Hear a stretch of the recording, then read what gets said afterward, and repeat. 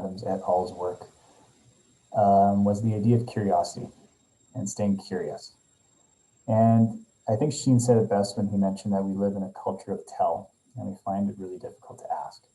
And that idea hit home for me, especially because I know that I feel that you also want to prove yourself a little bit in formal leadership positions. You want to be known as the person who has the answers.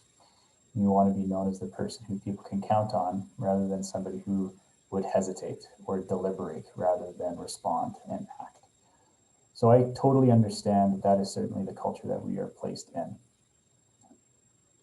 When I hear that, I know that for myself, that's a big piece of growth for me, is asking those questions to get to the real heart of the issue and thinking of questions not as being as lacking skill, but as being vulnerable, as Brené Brown would say, or being somebody who's curious.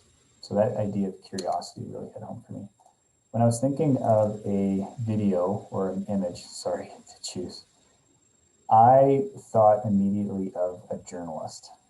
So I was listening to a podcast recently, and they were speaking about when you're asking questions, you want to think of yourself and visualize yourself as a journalist rather than as a police interrogator.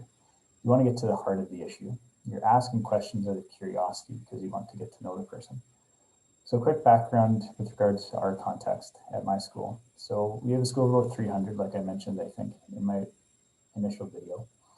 And in our school, we have about 14 staff members and we have 16 educational assistants. So that can give you an idea of the complexity of our building. And in our building, we have some of those diagnoses that are 1 in 100,000. So we have several students who are fed through a G-tube.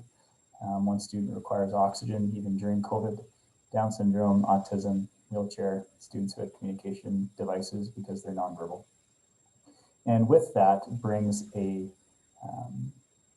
community of parents who have a lot of anxiety because they want their student to be as normal and they want them to be treated well.